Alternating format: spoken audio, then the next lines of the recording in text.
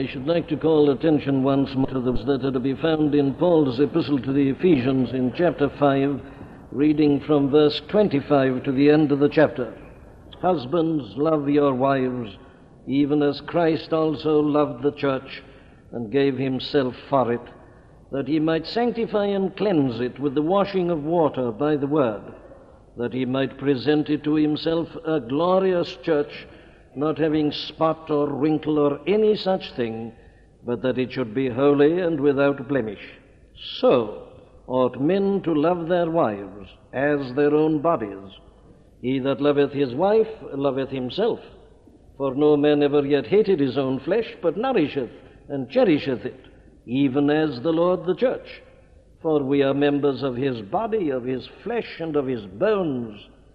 For this cause shall a man leave his father and mother, and shall be joined unto his wife, and they two shall be one flesh. This is a great mystery, but I speak concerning Christ and the church. Nevertheless, let every one of you in particular so love his wife even as himself, and the wife see that she reverence her husband. Now, in considering this great statement, we have seen that there are two main themes. One is the theme of the relationship between the Lord Jesus Christ and the church, and the other is the relationship between the husband and the wife. And the apostle's teaching is that we can only truly understand the relationship of husband and wife as we understand that great doctrine of Christ and the church. Therefore, we have first been considering the doctrine of Christ and the church. And having done so, we are now in a position to begin our application of that, particularly to the husbands. Though, as you notice, the apostle is careful at the end to bring in again the whole question from the aspect and the standpoint of the wife. Well, now, the theme, of course, is that which is expressed by this so. Even so, husbands, love your wives, even as. And then at the end, nevertheless, let every one of you in particular so love his wife, even as himself. In other words, he's working out this comparison which he has unfolded before us of the relationship of Christ to the church in terms of the relationship of the husband to the wife. Now, as we come to the application, it seems to me the best way of doing so is to divide it into two main sections. The first is that clearly there are certain general principles taught here with respect to husbands and their wives. And then, having laid down the general principles, we can move on to the detailed, practical application of the principles to the concrete situation. Now, the general principles, as I see them, are these, that first, we must realize in connection with marriage, as indeed with everything else in the Christian life, as indeed with the whole of life, that the secret of success is to think and to understand. That is something which is surely obvious on the very surface of the passage. Nothing happens automatically in the Christian life. Now, that to me is a very profound principle, because I believe that most of our troubles arise from the fact that we tend to assume that they do happen automatically. We will persist in holding on to that notion of regeneration, that it really means this. That happened, and, well, the rest of the story is quite simple. They all lived happily ever afterwards. But, of course, we know that that isn't true. There are problems in the Christian life. And it is because so many don't realize that it isn't something that works automatically that they get into troubles and into difficulties. And the antidote to that is, of course, to think, to have understanding, and to reason the thing out and through. Now, the world doesn't do that. That is the real trouble with the world. Ultimately, the whole trouble with the world is that it doesn't think. If only people thought, most of the problems would be solved. Take this problem of war, for instance. It is something which is inherently ridiculous. It is insane. Well, why do people fight, you say? Well, the answer is because they don't think. They act instinctively. They're governed by some primitive instincts, desire and greed and anger and so on, and they hit before they think. If only they all stopped, well, there would be no more war. Now, the tragedy of the humanist is, of course, that he thinks, therefore, that all you have to do is to tell people to think.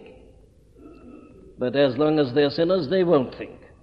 These elemental forces are so much stronger than the rational forces, so that man in sin is always irrational. Now, the point I'm making is that even when we become Christians, we still need to enforce this self-same principle. The Christian even doesn't think automatically. He's got to be taught to think. Hence these New Testament epistles. Why do you think they were ever written? If a man who becomes a Christian automatically does the right things, why did the apostles ever have to write these epistles? Or if you can receive your sanctification as one act, one blessing, why were these epistles ever written?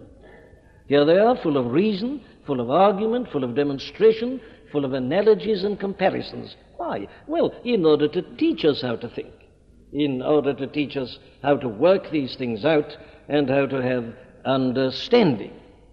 Now, this is very essential, as the apostle shows, in connection with this whole subject of marriage. The world, of course, views marriage like this. It, first of all, takes certain great things for granted. It relies upon what it calls love. It relies upon feeling. People say they fall in love with one another. On the strength of that, they get married. They don't stop to think and to ask questions. That's a very exceptional thing for them to do. They're moved and animated and carried away by this feeling. Everything's going to be all right. This is bound to last. This can never fail. This marvelous thing which is idealized and lyricized, as you know, and sang about, and the dramas exalted. Oh, it's so wonderful. It can never fail. And then, of course, you get your newspapers and you read your reports and you find that it does fail. And why does it fail? Well, the answer is, I say, that it fails because they've never thought the thing through. And therefore it cannot stand up to the tests and the stresses and the strains that must inevitably come as life is lived from day to day with its weary round and its physical tiredness and all the many other things that produce difficulties. Now, it is because such people have never thought the thing through that they've got nothing to fall back upon. They've acted on a feeling, on a kind of impulse. They've acted emotionally. The mind doesn't come in. And as I say, when they're confronted by difficulties, they have no arguments to fall back upon. They don't know what to do. The whole thing seems to have gone, and so they back out of it. They have their divorce immediately and then repeat the same process, probably. Now, that is the whole cause of the trouble. It's an absence of understanding. It's a lack of thought. Now, when you come to the Christian standpoint, the main difference is this, that the Christian is exhorted to think and to understand so that he will have reason. That's the whole meaning, I say, of this teaching which is provided for us. We are left without excuse. Now, the world has no such teaching, but we are no longer in that position. So the first thing that we are reminded of by this paragraph is that we must think, and we are even told how to do it, and it is put before us in detail. There's my first principle. The second is this, that as Christians, our conception of marriage must be positive. It must always be a positive conception. I mean something like this. The danger is, of course, that we should think of marriage amongst Christians as just essentially marriage, as it is with everybody else, the only difference being that the two people here happen to be Christians, whereas the others were not. Now, if that's our conception of marriage still, well, then we have considered this great paragraph entirely in vain. Christian marriage, the Christian view of marriage, is something that is essentially different from the other. And that's the thing, surely, which must have been emerging as we have gone on from Sunday to Sunday. So the position is not that here are two people getting married and there are two other people who are getting married. What's the difference? The first two are not Christians, these two are Christians. Marriage, of course, is exactly the same. No, it isn't. It is essentially different. Here we get a view of marriage which is not possible anywhere else at all. It is lifted up to this whole ideal position of the relationship between the Lord Jesus Christ and the church. So that the Christian's attitude towards marriage is always this positive one. He should always be straining after this ideal. The Christian view, I say, mustn't be negative, in the sense that, there are certain different factors which have come in, and therefore this marriage ought to hold, whereas the other one is not likely to do so. That's purely negative, then. It isn't merely that we avoid certain things that are true of the others. No, we must have this ideal, positive conception of marriage. It is something that we must always think of in terms of the relationship of the Lord Jesus Christ and the church. And therefore, we see that we have to go on thinking about it. We have to go on testing ourselves constantly by asking that question, is my married life really corresponding to that? Is it manifesting that? Is it being governed by that? Now, in other words, in the Christian position, you don't stop thinking about these things when you've been married a few months. You go on thinking, and you think more and more. And the more Christian you become, and the more you grow in grace, the more you think of your marriage. And the more you are concerned that it should conform to this heavenly pattern, to this glorious ideal of the relationship between the Lord Jesus Christ and the church. This is a matter which is difficult to put into words. What I'm trying to convey is this, that the great difference between the marriage of Christians and the marriage of non-Christians should be that in the case of the Christians, the thing becomes progressively more wonderful, more glorious, as it sees and attains to the ideal increasingly. We all surely see the significance of that as we apply it to what is so commonly true of marriage, not only amongst non-Christians, but alas, amongst Christians also. But here is a conception that goes on growing and developing and increasing. Then my third and last general principle is this one, and it's come out, of course, in the whole of the exposition, that the real cause of failure ultimately in marriage always is self. Self. And the various manifestations of self. Of course, that is the cause of trouble everywhere and in every realm. Self and selfishness are the greatest disrupting forces in the world this morning. All the major problems confronting the world, whether you look at it from the standpoint of nations and statesmen, or from the standpoint of industry and social conditions, or whatsoever standpoint, all these troubles ultimately come back to self. My rights, what I want, or who is he, or who is she. You see, it's self, with its horrid manifestations, that always leads to the trouble. And, of course, it inevitably leads to trouble. Because if you have two selves, there's bound to be a clash. Self always wants everything for itself. All right, that's true of me, but it's equally true of the other self. You've got two autonomous powers here, and each is concerned only about himself or herself. A clash is inevitable. And that is why you get clashes at every level, from two people right up to great communities and empires and nations, and indeed the world divided into two sections. Now, the whole teaching here is designed to show us how to avoid the calamities that result from self. You see, that is why I was at great pains to emphasize verse 21 before we began to consider this whole question of marriage. It's the key to the entire paragraph. Submitting yourselves one to another in the fear of God. That's the basic principle. That is what is to be true of all members of the Christian church. Whether married or unmarried, we're all to be submitting ourselves one to the other in the fear of Christ. And then, of course, the apostle comes to apply that to this position of man and woman, husband and wife. But in this particular section we are dealing with, he has made that, I would imagine, so plain and clear that surely no one can miss it. What is the essential thing about marriage? Well, he says it's this: unity.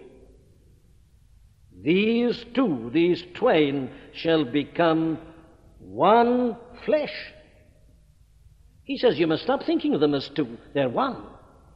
Therefore, any tendency to assert self immediately is breaking the fundamental conception of marriage. Now, we can see this principle operating everywhere else. He's put it there in general in verse 21. If only we remember this in all cases where we are two separate individuals, master and servant, or parents and children, or two states, there we are to remember it. But here, says the apostle, there should be no question of it. Because here to think of these two as two is denying the very fundamental principle of marriage, which is that they're one. These two shall be one flesh. The bride, the wife, is the body of the husband, even as the church is the body of Christ, and so on. So that here we have, above everywhere else, the final denunciation of self and all its horrid assertions. And we are shown the one and only way whereby we can finally be delivered from that. Well, now, there are three big general principles that have come out very clearly as we have been considering the doctrine of the relationship of the Lord Jesus Christ to the church. Now then, the husband is to be governed by those principles.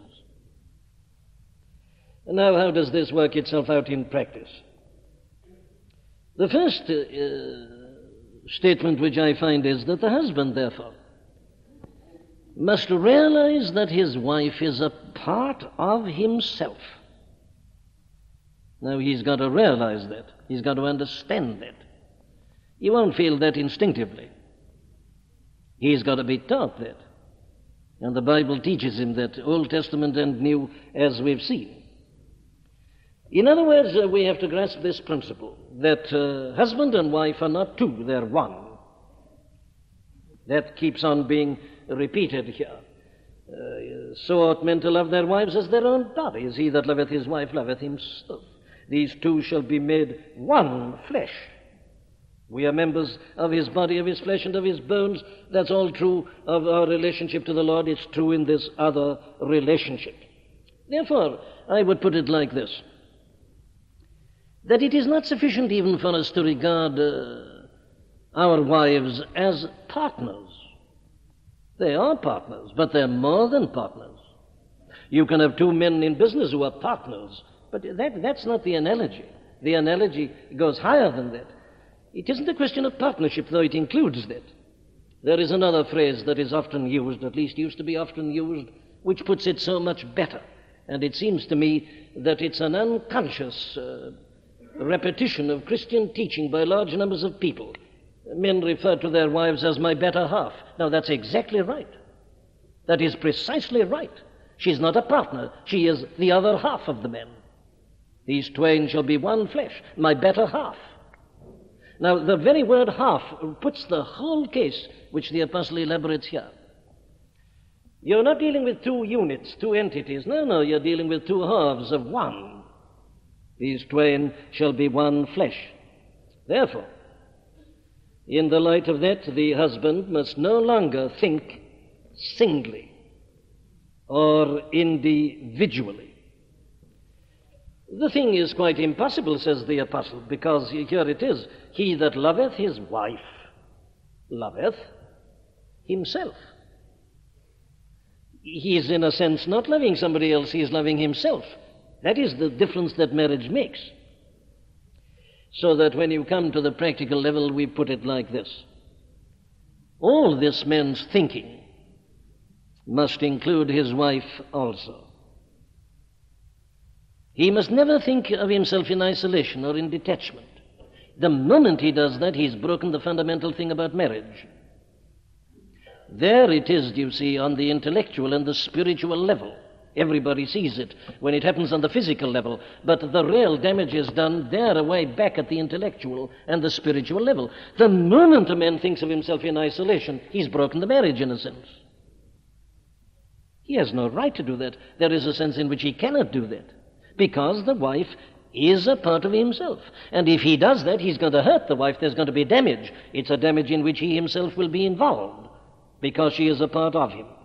He is therefore acting even against himself, did he but realize it. His thinking, therefore, I say, must never be personal in the sense of individualistic. He's only the half, and what he does involves of necessity the other half. The same applies to his desires. He must never have any desires for himself alone.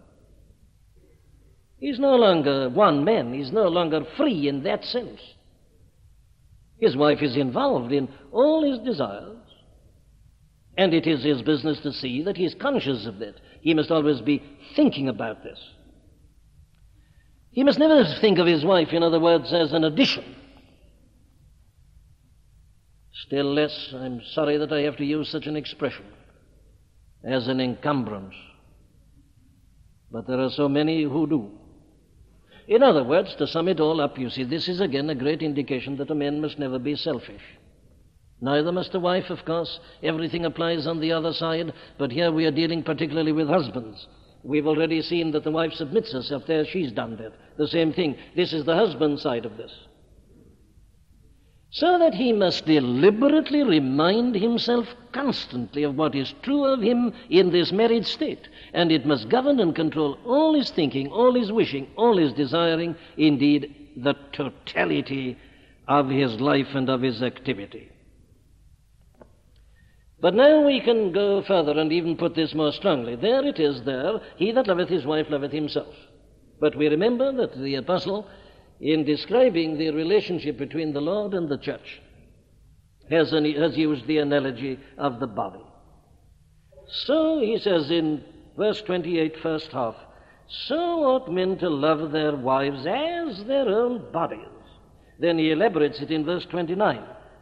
For no man, he says, ever yet hated his own flesh, but nourisheth and cherisheth it, even as the Lord the church. Well, now here is the teaching.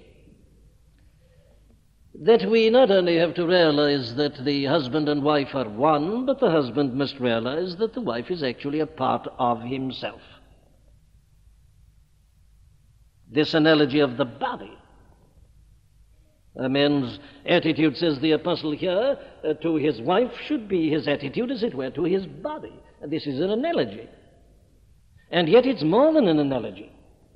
Now, we've already gone into that as it's taught at the end of Genesis chapter 2, how the woman was originally taken out of the man, and there we have the proof of the fact that she is a part of the man, and that describes to us the relationship of the unity.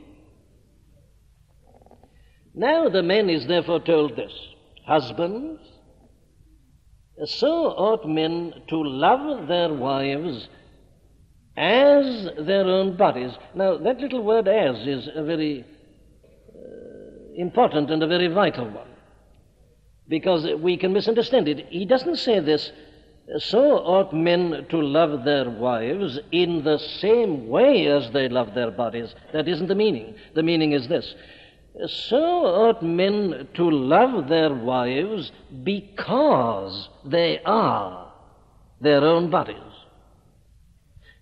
A man loves his wife as his body. That's what he's saying. Not as he loves his body, so must he love his wife. No. A man must love his wife as his body, as a part of him. As Eve was a part of Adam, as she was taken out of his sight, so the wife is to the man still, because she is a part of him. And I'm impressing this, of course, for the reason that the apostle clearly did so, which is this, is to show that there is in this sense this element of indissolubility about marriage, which, as I understand the biblical teaching, can only be broken by adultery. But what we are concerned about here is to say this, that the apostle puts it in this form in order that a man may see that he cannot detach himself from his wife. You can't detach yourself from your body, so you can't detach yourself from your wife. She's a part of you, says the apostle. Now remember that always. You cannot live in isolation. You cannot live in detachment. So then, if you realize that, there'll be no danger of your thinking in detachment. No danger of your wishing and willing and desiring in detachment. Still less can there ever be any antagonism or hatred. You notice how he puts it. No man, he says, to ridicule the thing, no man ever yet hated his own flesh, but nourisheth and cherisheth it, even as the Lord. So any element of hatred between husband and wife, well, it's sheer madness. It just shows that the man has no conception of what marriage means at all. No man ever hated his own flesh. Well, but his wife is his own flesh. She is his body. He is to love his wife as his own body. Very well. What does this lead to in practice? And here I come to very detailed teaching, which is needed by everybody, Christian people as well as others. God knows we all have failed, we all have sinned by failing to understand this teaching and then applying it in detail. The principle is that the wife is, as it were, the body of the man. As what his body is to his personality, his wife should be to him. So here, you see, is the apostle's detailed teaching. How is a man to treat his wife? Let me give you some negatives first. He is not to abuse her. It is possible for a man to abuse his body, isn't it? And many men do abuse their bodies by eating too much, by drinking too much, and in various other ways. That is to abuse the body, to maltreat it, to be unkind to it. Now, says the apostle, a man who does that is a fool. Because if a man maltreats his body and abuses it, he himself is going to suffer. You can't detach yourself from your body. And if you think you can and abuse your body, you'll be the one to suffer. Your mind will suffer. Your heart will suffer. The whole of your life will suffer. You may say, I don't care about the body. I'm living a life of the intellect. Well, you go on doing that and you'll soon find that you won't have the intellect you once had. You won't be able to think as you did. You abuse your body, you are the one who's going to suffer. Not only the body, you'll suffer as well. Well, it's exactly the same in the married relationship. If a man abuses his wife, he'll suffer as well as the wife. But the apostle says the thing should be unthinkable. And if a man does abuse his wife, there's going to be a breakdown. Not only in the wife, but also in the man, and in the relationship between the two. And it is the thing that is happening so commonly round and about us. I needn't stay with this surely. It should be unthinkable that a Christian man should abuse his wife. But let me come to something else. Not only should he not abuse her, in the second place, he shouldn't neglect her. Coming back again to the analogy of the body, you see, a man can neglect his body. It often happens. And again, it always leads to trouble. Short of abusing the body, neglect of the body is a bad thing. It is a foolish thing. It is a wrong thing. Man has been so constituted that he is body, mind, and spirit, and the three things are in relationship to one another. God knows we are well aware of this, the frailty of the body. If I've got laryngitis, I can't preach though I may want to. I may be brimful of ideas and of a desire, but if my throat is bad, I can't speak. And it's so with the whole of the body. If you neglect the body, you will suffer for it. Many a man has done that. Many a scholar has done that. And through neglect of body, his work has had to suffer. Why? Well, because of this essential unity between these parts of our personality. Now, it's exactly the same in this married relationship, says the apostle. How much trouble, I wonder, is caused in the realm of marriage simply because of neglect. Why, during this very last week, you've probably read evidence in the paper. Medical men have reported that large numbers of wives today have been driven to excessive chain smoking. Why? Simply because they've been neglected by their husbands. The husbands spend their nights out at sports or in their public house or playing games with their men friends, and the poor wife is just left at home with the children and the work, and the husband just comes home at night in time just to go to bed and to sleep, and gets up and goes out in the morning. Neglect of the wife is leading to these nervous conditions that are manifesting themselves in this excessive smoking and things of that kind. It's a terrible thing that a man should get married and then proceed to neglect his wife. In other words, here is a man who's got married but who still, in essential matters, goes on living as if he was still a bachelor. He's still living his own detached life. He still spends his time with his men friends. Now, I could elaborate this very easily, but I take it that it is unnecessary. But I have a feeling that I detect a tendency, even in Christian circles and even in evangelical circles, to forget this particular point. A man no longer acts as if he were a single man. His wife should be involved in everything. Only this last week I received an invitation to a social occasion, if you please, from an evangelical organization. A social occasion. But the invitation was addressed to me only and not to my wife. I automatically refused it. And I always do. But you see, there is an evangelical organization that clearly isn't thinking clearly about these matters. I venture to lay it down that a Christian man should not accept an invitation on a social occasion without his wife. There is irreparable damage done to marriages because men meet alone in their clubs without their wives. I think it's wrong. I think it's a denial of this principle. Man and wife should do things together. Of course, the man in his business has to be alone, and there are certain other occasions when he has to be alone. But if it's a social occasion, I say, if it is something into which the wife can come, she should come. And it is the business of the husband to see to it that she does come. And therefore I suggest to all Christian husbands that they automatically refuse every invitation which comes to them alone and does not include their wives. But there is another aspect of this that at times causes me grave concern. I am constantly hearing of what has sometimes been called evangelical widows. What does that mean? It means this. It means that the husband of that particular type of woman is a man who's out somewhere or another every night, at some meeting or other. Of course, he says he's doing such a lot of good Christian work. But he seems to forget that he's a married man. Now, there is another extreme, I know, the sort of man who does nothing, but who just, in indolence and laziness, spends all his time at home. Both extremes are wrong, always. I'm condemning this particular extreme at the moment. The man who's so busy with Christian work, I have known cases of this. I was told of one only about a fortnight ago in the north of England, of a man who was out speaking at meetings, organizing this and that every night.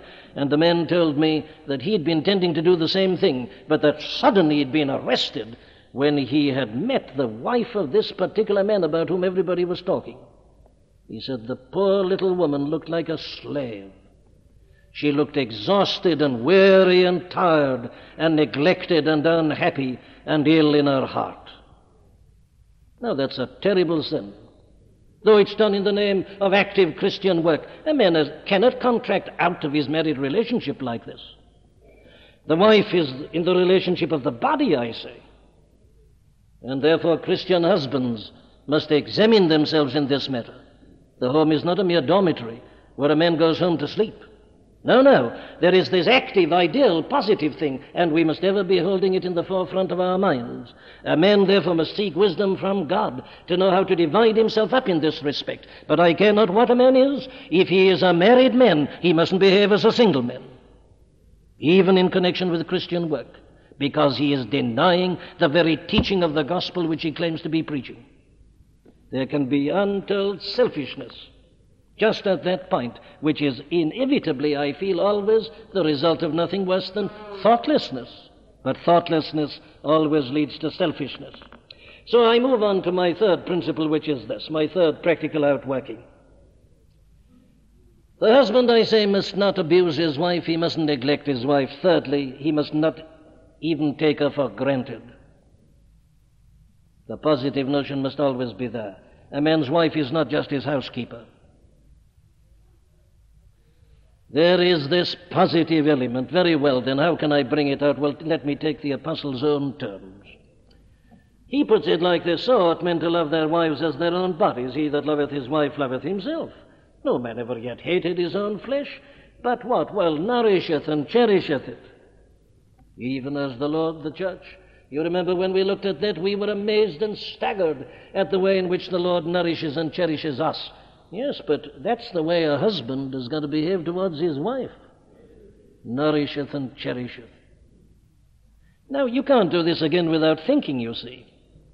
As you have to do this with your body. The analogy is a man doesn't hate his own body, but he nourishes his body, he cherishes his body. How does he do it? Well, let's divide it up simply like this. First of all, the question of diet, food.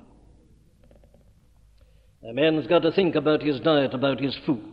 He's got to take sufficient nourishment. He's got to take it regularly and so on. Now, work out all that in terms of husband and wife. The man should be thinking of what will help his wife, what will strengthen his wife. And you and I, as we take our food, we don't only think in terms of calories or protein, fat, and carbohydrate. We're not purely scientific, are we? Another element comes into this question of food. What do I like? What appeals to my palate? What gives me pleasure? So ought the husband to treat his wife. He should be thinking of what pleases her, what gives her pleasure, what she likes, what she enjoys. Of course, before he got married, he was doing nothing else. But then he gets married and he stops doing it. Isn't that the difficulty? Very well, says the apostle. You don't stop. You go on thinking. And as you're a Christian, you make yourself think. And it becomes more and more, not less and less. That's his argument. Are we not all condemned this morning? But this is the apostolic teaching, the New Testament teaching. Diet. Considering her whole personality and her soul, there has got to be this active thought about the development of the wife and her life in this amazing relationship which God himself has ordained. Secondly, the question of exercise.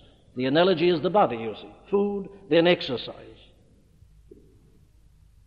The exercise to the body is essential. Exercise is essential in the married relationship. What does that mean? Well, you know, it can mean a simpler thing as this: just talking. Alas, I've known trouble in marriages so often simply because of an absence of talk. Oh, we all know how much there is to be said. A man's tired, he's been in his work or his office all day, and he comes home weary and tired, yes, but the same thing is all true about his wife. And whether we feel like it or not, we must talk. The wife needs exercise in this sense. Tell her about your business, about your worries, about her affairs. Bring her into it. She is your body, she's a part of you. Allow her to speak concerning it. Consult her. Let her bring her understanding to bear. She's a part of your life. Bring her into the whole of your life. Make yourself talk. In other words, one has to think. I'm saying once more that I know all the excuses and how difficult it often is, but let me put it to you like this. I think it's a fair argument. This man was equally tired and working equally hard before he got married. But in the days before marriage, whatever he'd been doing, he was most anxious to talk to his wife and to bring her into everything. Why should that stop when they get married? It shouldn't, says the apostle. The wife is one. Look at her as your body. Well, therefore, remember this element of exercise. Bring her into your life deliberately. It'll be wonderful for her development. It'll also be good for you yourself, because the whole marriage will grow and develop as you do so. And that brings me to my third point, which is the element of protection. Here is this body. It needs food. It needs exercise. Yes, but every man has got to learn to understand his own body. And the apostle works out the argument. You notice that Peter puts it like this. He tells the men to remember that his wife is the weaker vessel. What does that mean? Well, it means this. These bodies of ours are subject to certain things. We're all different, you see, even in a physical sense. And some of us are subject perhaps to colds or to chills. That doesn't seem to worry the other men, but some of us are so constituted that we have these minor differences, and we are subject to these odd infections and colds and these various things that come to try us. Now, what does a wise man do? Well, he takes care about that. He puts on a heavy overcoat in winter. He may put on a scarf. He doesn't do certain things. He is protecting himself and his weak constitution against some of these hazards that come to meet us in life. So ought men to love their wives. Have you discovered that your wife has got some peculiar temperamental weakness? Have you discovered that she's got certain characteristics? And are you just irritated by them? And are you just annoyed by them? Is she nervous and apprehensive, or is she too outspoken? Doesn't matter which it is, nor on which side. She has certain characteristics which in a sense are weaknesses. What's your reaction to them? Are you irritated? Are you annoyed? Do you tend to condemn them and to dismiss them? Do what you do with your body, says the apostle. Protect her against them. Help her to overcome them. Guard her against them. If your wife is given like this to this worrying temperament, well, save her from there. Protect her. Do everything you can to safeguard the weaknesses and the infirmities and the frailties. As you do it for your body, do it for your wife. Then, of course, there are great infections that come. Waves of influenza, fevers, things that kill people by the thousand. And they come in the married life. Trials, troubles, tribulations, problems, which are going to test to the very limit and to the uttermost. And what do we do about these? Well, what do you do with your body when you get this kind of illness? When you get this attack of influenza with a raging temperature, what do? Well, you put yourself to bed. And you take your hot water bottle and you give yourself the appropriate diet. You do everything you can to treat the fever, this acute thing. So ought men to love their wives even as their own bodies. If there is some peculiar, exceptional trial or anxiety or problem or something that is testing to the uttermost limit, then I say the husband is to go out of his way in order to protect his wife and help her and aid her. She is the weaker vessel. And that includes my last point, which was illness. You try to protect your body against infections. You have your inoculations. Well, apply all that in the married state. Do everything you can to build up the resistance, to prepare your wife to face the hazards of life. You've got to build her up, don't you? Do everything, as it were, but build her up that she will be able to also, so that if you're taken away by death, she's not left stranded. We've got to think these things out. Think them ahead. Build up the resistance. And if the illness comes, take extra care. Give the appropriate medicaments. Go out of your way to do these extra things which will produce a restoration of health and vigor and of happiness. Well, there, I'm afraid we've got to leave it for this morning. But there is the one big principle, at any rate, that I was anxious to deal with. A man is to love his wife even as, because she is his own body. No man ever yet hated his own flesh, but nourisheth and cherisheth it, even as the Lord, the body. Husbands, love your wives, even as Christ also loved the church. Amen. We do hope that you've been helped by the preaching of Dr. Martyn Lloyd-Jones. All of the sermons contained within the MLJ Trust audio library are now available for free download. You may share the sermons or broadcast them. However, because of international copyright, please be advised that we are asking first that these sermons never be offered for sale by a third party. And second, that these sermons will not be edited in any way for length or to use as audio clips. You can find our contact information on our website at mljtrust.org. That's mljtrust.org.